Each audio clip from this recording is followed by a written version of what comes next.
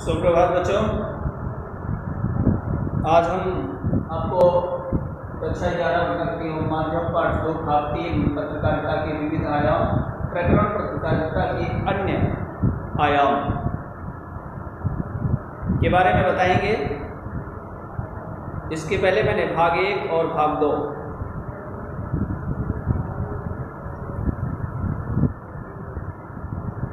में पत्रकारिता के संदर्भ में समाचार और पत्रकारिता के बारे में बता चुके हैं।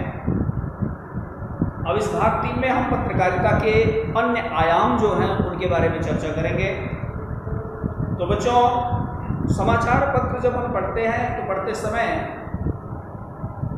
पाठक हर समाचार से एक ही तरह की जानकारी की अपेक्षा नहीं रखता है। कुछ घटनाओं के मामले में उसका जो विवरण होता है वो विस्तार से पढ़ना चाहता है, और कुछ अन्य के संदर्भ में उसकी इच्छा केवल थोड़ी सी सूचना जानने मात्र भर की होती है। उसकी पृष्ठभूमि क्या है, उस घटना का उद्देश्य भविष्य पर क्या प्रभाव पड़ेगा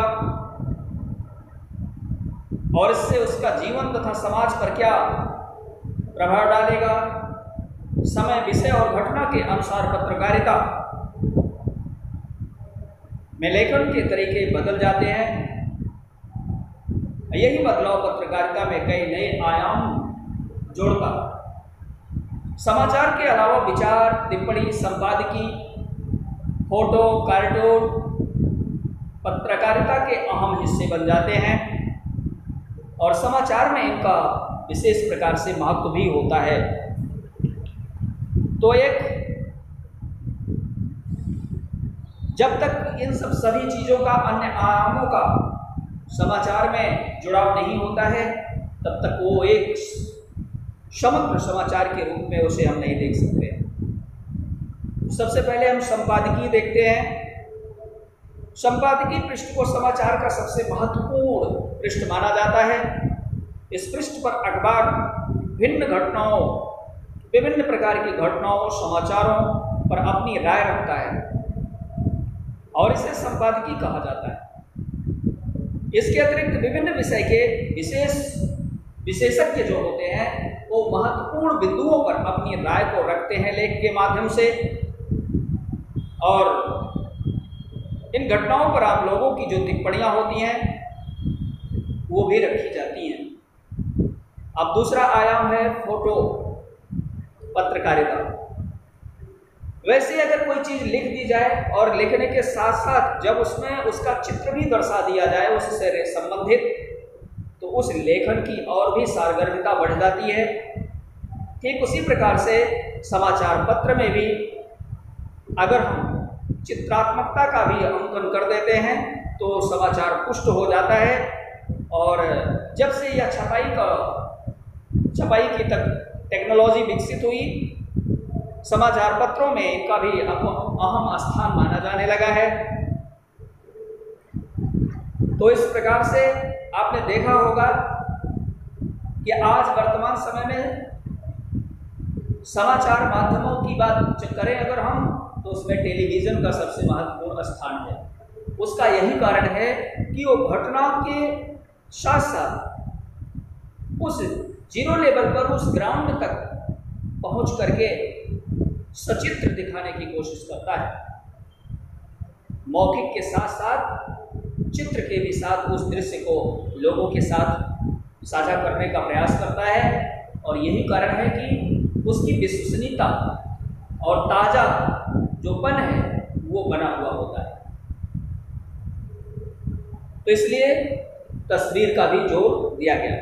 कार्टून कोना, कुछ बातें ऐसी होती हैं कि जो प्रत्यक्ष रूप से नहीं कही जाती हैं, किंतु उनका कहना भी आवश्यक होता है, और ऐसे घटना को, ऐसे दृश्य को, ऐसे चित्र को कार्टून के जरिए से पेश किया जाता है, जिस पर किसी व्यक्ति को लक्ष्य करके किया जाता है, और बहुत अच्छी टिप्पणी बन बैठती है। पाठक उससे समझ भी लेता है, और संबंधित व्यक्ति को उससे किसी भी प्रकार का नुकसान भी नहीं होता है। रेखांकन तथा कार्टोग्राफ समाचारों को न केवल रोचक बनाते हैं बल्कि उन पर टिप्पणी भी करते हैं। क्रिकेट के स्कोर को लेकर सेंसेक्स के आंकड़ों तक ग्राफ से पूरी बात एक नज़र सामने रखी जाती है। इसको हम कार्टोग्राफी का उपयोग समाचार पत्रों के अलावा टेलीविजन में भी करते हैं, देखते हैं। अब थोड़ा सा विचार हम करेंगे। पत्रकारिता के कुछ प्रमुख प्रकार हैं। इन प्रकारों पर भी प्रकाश डालना समीचीन होगा, जिसमें खोजपरक पत्रकारिता है, विशेषीकृत पत्रकारिता है, वॉचडॉग पत्रकारिता है, एडवोकेसी पत्रकारिता है। खोजपरक पत्रकारिता इंपॉर्टेंट है।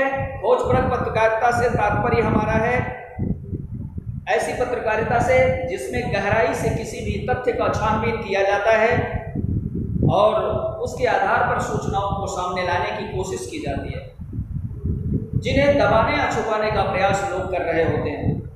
आमतौर पर खोजी पत्रकारिता सार्वजनिक महत्व के मामले में जैसे भ्रष्टाचार, अनियमितता और गड़बड़ियों को सामने रखने की कोशिश करती है। इसका प्रयोग उन्हीं स्थितियों में किया जाता है जब हमें यह लगने लग जाए कि सच्चाई सामने लाने में बड़ी दिक्कत हो रही है और कोई उपाय नहीं बचा हुआ है, तो इस प्रकार की पत्रकारिता का प्रयोग किया जाता है। और इसको आज हम नए रूप में टेलीविजन में स्टिंग ऑपरेशन के नाम से जानते हैं।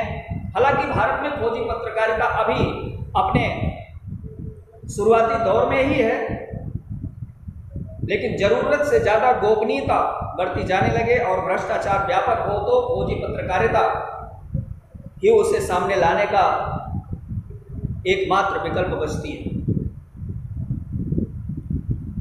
तो इस प्रकार से दूसरे रूप में हम देखते हैं विशेषीकृत पत्रकारिता।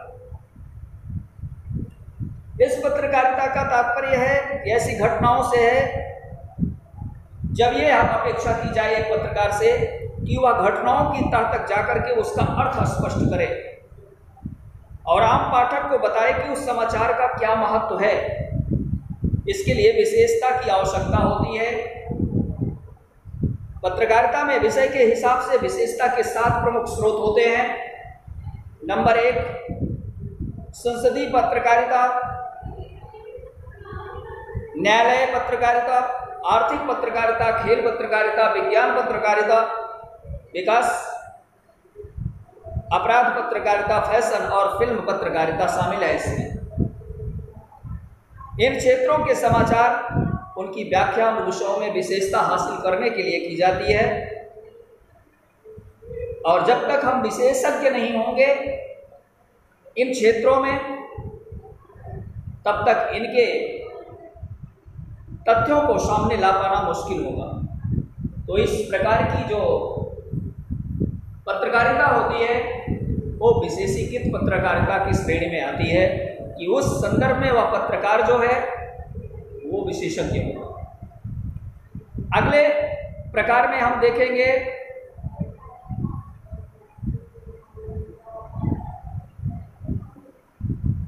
वॉचडॉग पत्रकारिता। यह माना जाता है कि लोकतंत्र में पत्रकारिता और समाचार मीडिया मुख्य उत्तरदायित्व निभाते हैं और सरकार के कामकाजों पर नजर रखते हैं। कोई भी गड़बड़ी हो तो उसका पर्दाफाश भी करना एक समाचार पत्र की ही जिम्मेदारी होती है। और इतना ही नहीं, वॉचडॉग पत्रकारिता जो होती है वो लोगों को इस कार्य के लिए प्रेरित करती है कि कोई भी सरकारी तंत्र हो अथवा सरकारी सूत्र हो, मीडिया केवल वही समाचार देता है जो सरकार चाहती है, किंतु इस पत्रकारिता में सरकार के उस पहलू को छुपाया नहीं जाता है।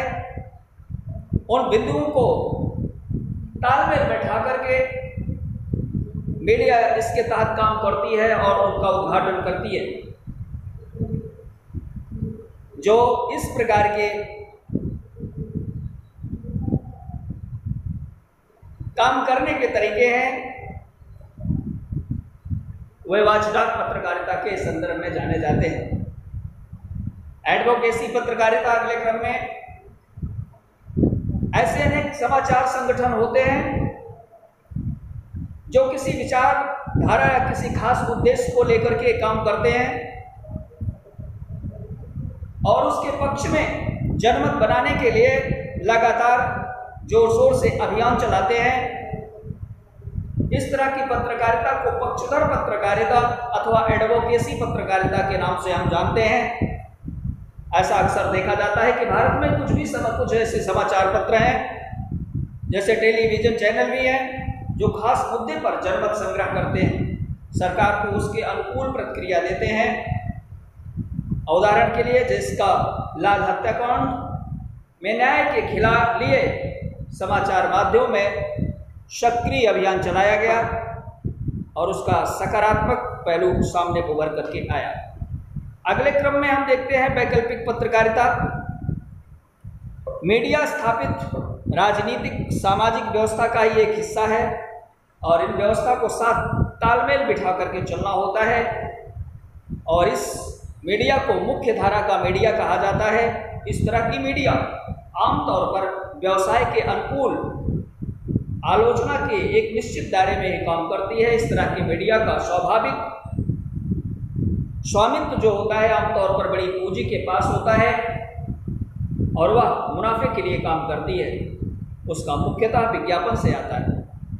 किंतु जो वैकल्पिक पत्रकारिता है, मीडिया स्थापित व्यवस्था के विकल्प को सामने लाने के लिए इसके अनुकूल सोच का अभिव्यक्त करता है। आमतौर पर इस प्रकार की मीडिया को सरकार और बड़ी पूंजीपति का समर्थन हासिल नहीं होता है। इसे बड़ी कंपनियों के विज्ञापन भी नहीं मिलते हैं और वह अपने पाठकों के सहयोग पर ही निर्भर होता है। अब थोड़ा सा देखेंगे हम समाचार पत्रों में रुझान। समाचार पत्रों में रुझान के लिए रुझान होना स्वाभाविक है, किंतु जब रुझान के लिए गलत तरीके अपनाए जाते हैं, किसी कार्य में हम व्यवसायीकरण की प्रक्रिया को देखते हैं तो वहां पर कुछ गलती होती है। आज व्यापारीकरण के बाजार होने के कारण हाल के वर्षों में समाचार मीडिया ने अपने खास बाजार को आम बाजार में तब्दील करने की कोशिश की है, जिसका कारण है कि समाचार मीडिया और मनोरंजन की दुनिया में तब्दील करने के बीच का जो अंतर था वो कम होता जा रहा है। कभी कभार तो दोनों में अंतर कर पाना इतना कठिन हो जाता है कि समाचार के नाम पर मनोरंजन बेचा जा रहा है। इस रुझान के कारण आज समाचारों में वास्तविकता और सरोकारी सूचनाओं और जानकारियों का अभाव होता जा रहा है। किंतु निश्चित रूप से यह नहीं कहा जा सकता कि समाचार मीडिया का एक बड़ा हिस्सा लोगों को जानकार नागरिक बनाने में भी मदद कर रहा है, बल्कि अधिकांश मौकों पर यही लगता है कि लोग गुमराह उपभोक्ता अधिक बन रहे हैं। अगर आज समाचार की परंपरागत परिभाषा के रूप में हम देखें तो देश के जाने माने जब समाचार चैनल का मूल्यांकन करें तो एक आध चैनल को छोड़ करके अधिकांश सूचना रंजन के चैनल बनकर रह गए हैं, जिसमें सूचना कम मनोरंजन ज़्यादा है।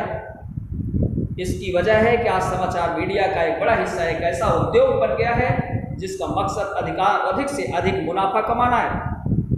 समाचार उद्योग के लिए समाचार भी पेप्सी कोक जैसा एक उत्पाद बन गया है, जिसका उद्देश्य उपभोक्ताओं को गंभीर सूचनाओं के बजाय सतही मनोरंजन से युक्त बहलाना है और उन्हें आकर्षित करना है।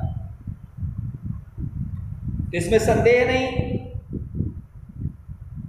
समाचार मीडिया में हमेशा से ही सनसनीखेज या पीत पत्रकारिता पे स्त्री पत्रकारिता की धाराएं मौजूद हैं। हम हमेशा अपना स्वतंत्र अस्तित्व रहा है, जैसे ब्रिटेन का टेबललाइट मीडिया और भारत में विल्वस जैसे कुछ समाचार पत्र रहे हैं, जो पेस्त्री भी मुख्य धारा की पत्रकारिता में मौजूद रहा है। इस दौर में इस पत्रकारिताओं के बीच जो विभाजन की रेखा दिखी, इसे व्यापारीकरण के मौजूदा रुझान ने खत्म कर दिया, जो हमारे लोकतंत्र के लिए गंभीर राजनीतिक, सामाजिक और सांस्कृतिक संकट पैदा करने में अहम भूमिका निभा रहे हैं। आज हर समाचार संगठन सबसे अधिक बिकाऊ बनने की होड़ में एक ही तरह के समाचारों पर टूटता दिखाई पड़ रहा है। इससे विविधता खत्म हो रही है और ऐसी स्थिति पैदा हो रही है जिसमें अनेक अखबार हैं और सब एक जैसे ही हैं, अनेक समाचार चैनल हैं, सर्फ करते रहिए, बदलते रहिए और एक ही तरह के समाचारों को एक ही तरह से प्रस्तुत होते देखते रहिए। ये एक स्वस्थ लोकतंत्र के लिए और एक समाचार पत्र की गरिमा के लिए प्रतिकूल है। ऐसा नहीं होना चाहिए। मुझे विश्वास है बच्चों, ये पाठ यहीं पर समाप्त होता है और इस भाग 3 लेक्चर में, व्याख्यान में आप जरूर समझेंगे और जो दिक्कत होती है उसको बताएं। धन्यवाद।